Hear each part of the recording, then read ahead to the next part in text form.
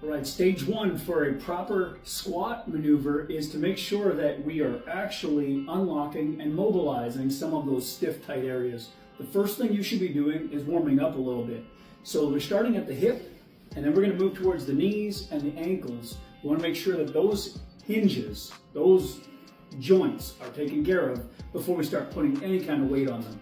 At the hips, the easiest way to actually create movement there could be as simple as rotating the hips around in a circular motion.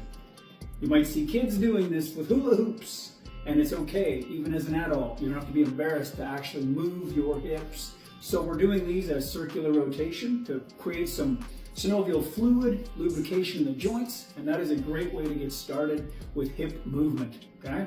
That's going to be your first step. Second thing is you can put your hand against a wall or up on a desk or a table, whatever, and you've got forward and backward movement at the hip. So you want to do about 5 or 10 of those. Hip swings through, okay? These could be hamstring in the back of the leg. They could be quadricep, hip flexor in the front. You can feel that movement. Take that time to move those on both legs. Okay, so both of them through 5 or 10 reps. Once you've got some movement happening forward and backward, you also need to realize that the body can move that same joint in a side-to-side lateral motion. So, same leg, internal, kick across, external, kick out. And you want to make sure you're moving that range of motion. This is a workout for a lot of people. This is exercise right here, and that might be all you do today. And that would be fine, but we want to get towards at least one quality squat today. So as we do that, in and out, you do both legs, same thing, kick across, you can feel the stretch, the flex of the inner thigh, and then out to the other side, you can feel the flex on the outside, stretch to the inside. So contractions to the outer, and again, you can move, so you put your hand against the wall or whatever you're doing. Keep it strong on the hip, okay? And now once you've got that movement done, the hip is moving forward, backward, side to side. You've loosened it up a little bit. You should notice you've got some mobility happening in the hips. You do a few march outs just like that. That's great for the muscle on the movement there at the hip.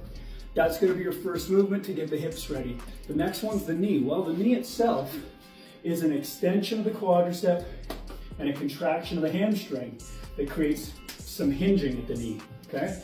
So we're actually just bending the knee with a few kickouts and lubricating that joint. Now, if you're doing it with your weight on it, you're overloading it, and that's where you're getting a lot of pain right away. So keep the weight off of it, lift it up, and just kick it in the air, nice and loose, okay? Moving it, mobilizing it. Across, kick to the side, kick to the front, kick across. Okay, you're also curling back at the same time as you're doing those kicks. You're pulling back into the hamstring, activating those muscles a little bit.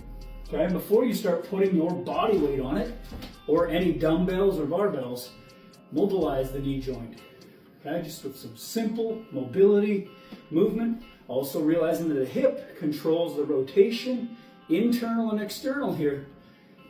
Okay, so your hip is going to roll from east to west, so you're moving, kicking across. You're actually still warming the hip and the knee together here.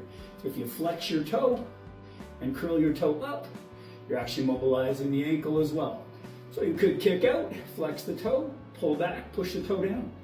A full warm-up of all three that we mentioned. The hip, the knee, the ankle. Right? And there you go. So you can move and mobilize all of that.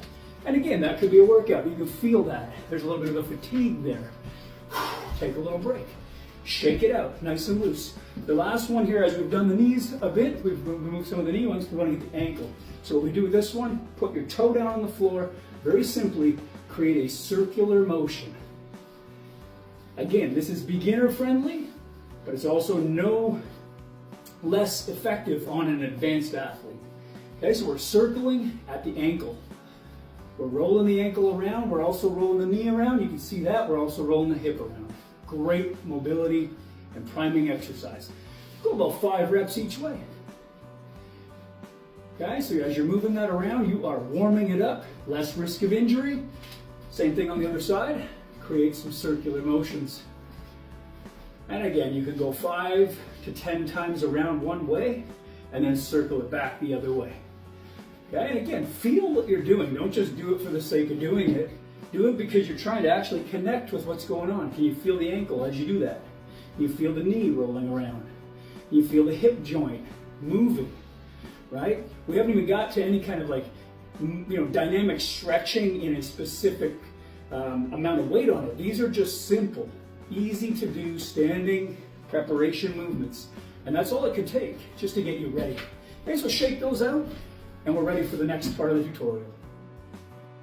Okay, for the next part of the tutorial, I want you to be able to get a little bit of weight on the hips, on the knee, on the ankle joint without sacrificing your form and your risk of injury and of course no pain involved. So I'm going to ask you to get a kitchen chair or a weightlifting bench if you have one of those. Kitchen chair is just fine too, or even a step stool of some sort, and I would recommend you put it against a wall so that it doesn't slide away from you. All right, and then if you have a good workout bench or whatever you're using, you're going to take one of your feet, you're going to put it up on top of the bench, and then what we're going to do here is we're going to stretch open the hip with a dynamic movement, which means we're going to be stretching in motion. We're not just going to hold a long stretch. We're going to do this at the ankle. We're going to have the flexion and extension. We're going to push in and back out of that. Okay, we're also seeing at the knee, flexion at the quads, extension at the quads. Also inside the hamstring, curl it in and bring it back out. At the hip, you can feel your body weight going into the hip and then pushing back out. So there's some movement at all of the joints here. This is dynamic stretching.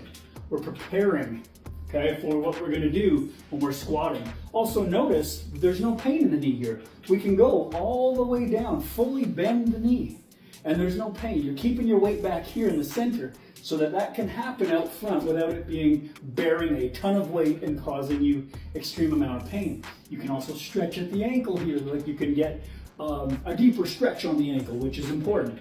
So I can stretch in like this. I can turn my body this way, facing you, and get a little bit more inner thigh stretch. If I face forward, I lose that inner thigh stretch. I still get the knee, the hip, and the ankle, which is most important. But you can do it with a sideways approach here and get more stretch in there as well. So either way, forward or inside, both work, okay? And if you're getting any pain in the knee by turning your body, then don't do that. Stay forward and just stretch in and out. Do both legs about 5 or 10 times, and now you're really priming up what's going to happen when we go to do our squat. Okay, so you're stretching at the glute, the hip joint. Remember, this is a ball and socket joint, so it actually can turn into all directions, right? We can go in and out, we can move it up and down. It has the ability to rotate in circles. That's what a ball and socket joint looks like inside of there. At the knee, that's more of a hinge joint. It opens and closes. It doesn't necessarily roll in circles, does it? So we're going to go into it and out of it at a hinge, like a door hinge. The ankle has the ability to do circles. The ankle can roll, so you've got to be careful. You're trying to strengthen those ankles. You want to keep the heel pressure down on the bench and keep the weight in the middle of your foot. Okay, so as you're pushing down, push into the heel and then push back. Bring it in, push into the heel and push back. Some of you have very little range of motion. You can only get about that far. We've got to work on that. We're going to open that up, give it a little stretch. You'll also feel the inner thigh. We talked about that inside the groin area in the hip flexors. That'll be there too, but you've got to do this exercise first before you start trying to do weighted squats. And that doesn't necessarily mean just having a barbell across your back or some big dumbbells. Body weight itself is a weighted squat. So you've got to make sure you take some of that body weight away and you practice this first, okay? Practice getting good at range of motion before you start trying to overload it. And now, step 3, we start to get into the squat. All right, this is the part you've wanted to get to, and most people jump to this before they do steps 1 and 2. This is why people get hurt, and this is why people have knee pain, and this is why you're struggling. But today, you're gonna fix all that. So, today what we wanna do is learn to squat properly. In order to do an actual correct squat, most people don't have the ability to line it up properly because your posture isn't set and you don't have the strength and the stabilizers. So how do you do a proper depth squat when you don't have the range of motion or the ability to do it yet? The best way I can advise you to do this is with a tool, all right? Don't try to do this on your body on its own because that's like riding the bike without training wheels when you don't even have the ability to keep the balance yet. You're gonna crash over and over and get hurt. So this is what it should look like. With feet hip width apart and the hips are set here, you can turn the toes slightly to the outside. You're going to create a little pocket space there where you can hinge the hips into the movement. You can keep your body upright with your shoulders rolled back and your chest up, tall and postured. And you're going to feel the legs are active immediately as soon as you do that. You've got that pressure in the quads and you're about to sink in. But for most people, they can't get that depth. And as soon as they try to go any deeper, they start falling or leaning forward heavily. And then this is what ends up happening. They're in this position, squat to about here, can't go any deeper, so they try to lean forward to get the butt to go down. And next thing you know, you're down here, and your lumbar is taking more than your legs are. If you had a bar on your back, you're going to have a really hard time pushing that up, and you're going to end up straining your back, hurting your knees. You can see where all the pressure is. It's over the front of the body. And in the back here, this balance is pushing down. That's where you're going to suffer the most because you don't have the range. So use tools that help get the job done. What are those tools? I'm going to show those to you today. One of them is a foam roller, a simple piece of foam that most people use for massage. This can be a beautiful training tool for proper squats. The second item is one of these, physio ball. This ball right here can be placed in position on the wall to help you out to get a deep quality squat where you can actually line up your posture and not worry about falling down and hurting yourself. And my absolute favorite, if you can afford to get, is going to be one of these. The suspension system, TRX or a knockoff brand of any kind. Good suspension is going to make a difference because you can get into squat position and you can hold your body weight steady and have the support and the confidence of not falling to do it correctly and help train the pattern at its deepest range of motion. So those are the three things I'm going to be showing today, and you want to stay tuned for those. All right, so here we go. This is the first item. I think this is probably one of the most affordable ones. You can get one of these balls on your shopping networks, whether it's Amazon or Canadian Tire, wherever you go, Walmart, I don't care where you go. You're going to get yourself a pretty good quality one of these. And they're in and around maybe $20 to $35. But a very good piece of equipment, okay? And this is going to help you out with your squat technique because, as I explained in the previous portion, if you place this against the wall, it's going to give you something to lean into and properly align your body so you're not falling forward. So what you do is you place that on the wall and then set it into that spine curve that you have down at your lower lumbar. You can feel it just above your butt. And you place your feet in the same position I talked about, hip width apart, toes slightly turned out. Again, that gives you a little bit of room for your kneecap to track, okay, the patella, and we're going to move that. Some people can go straight toes and they don't get any knee pain. If you do get knee pain though, just move the toes slightly to the outside and you'll most likely alleviate the knee pain right away. Then you've got your hips. What we want to do here is we're going to actually put the feet out front. So you can see that I'm leaning back into that ball. Okay, it's there and it's going to hold me in position. Take my hips and I'm going to pelvic tilt slightly to the front. Okay, so you see how my bum can shift back into the ball, but I can also tilt it out away from the ball. I want to tilt it away from the ball and get the quads active. Now I've got my posture straight up. Chest stays high. I'm not going to round out this way. Roll it back, tall chest, confidence, hip tilt, and then you start to push the pressure into the heels as I explained when we were doing the priming warm-up. As I push the weight into the heels, I can sit down in an invisible chair. All right, now I've got the confidence that the ball is there to hold me, so I can move my feet further out, and I can practice sitting down deeper into the movement. So get yourself a good steady grip on the floor between your feet, both equal balance, and then sitting lower and lower and lower. The ball is still behind me. You can see that it's up behind my shoulders now. I could literally sit like that and I can get down to a range where normally I would not be able to get down here. Okay, now could I get back up? Well, I do have to be able to lift my body weight, and for some of you that might not be possible yet, so be careful with how deep you go. But here's the worst case scenario. If you can't get back up, you could just sit down, right? And bail out from there, you're safe. But if you're not in a position where you need to bail out at the bottom, then you are in the deepest squat position you can get. Deep on the hip, deep on the knee, and deep on the ankle, and there's no pain. This is the beautiful part of it. The toes are still where I put them, right? Slightly turned outside. I've got the pressure in my legs, my hips, my head is up, chest is up, and I'm gonna rise by pushing the heels into the floor. And the ball is gonna roll up with me. So yes, lots of work happening here. Building the muscle properly. And now you can do your set of squats as a pro. Deep into the bottom and all the way up through to the top.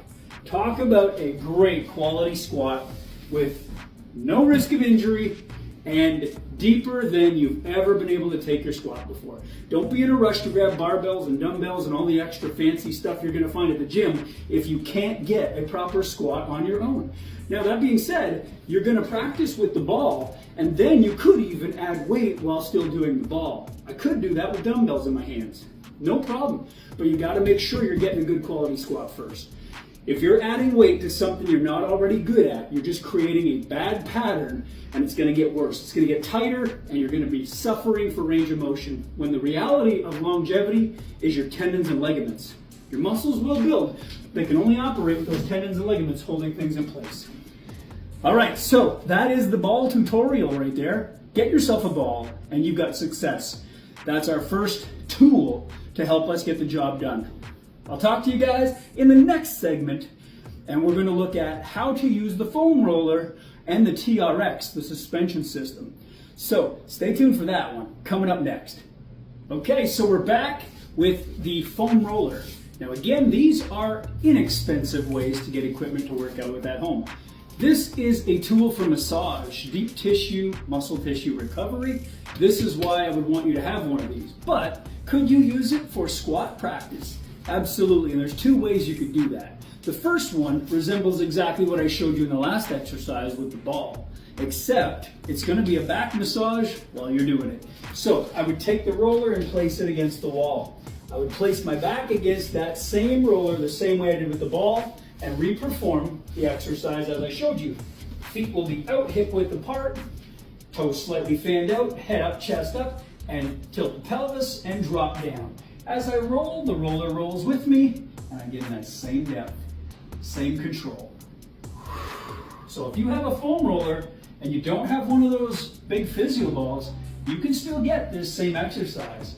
And you can still do it with the same confidence of leaning into it and dropping all the way down. Could you do it with dumbbells? Yes, you can see how my hands are free. I could have dumbbells as well as I roll through there. I'm also getting the back massage of the foam roller, which feels really good. So I'm pushing into the roller, head up, chest up, breathing the pressure out, and that's it. So that's going to give you the second tool to help you get your squat deep. There's also this option with the foam roller. To some people, if you stand that up on its end, it's a couple feet in height, and you can also start with it as a measuring tool, right where you want to set your feet, okay? So you see that I'm kind of sitting on it, just as a measuring tool.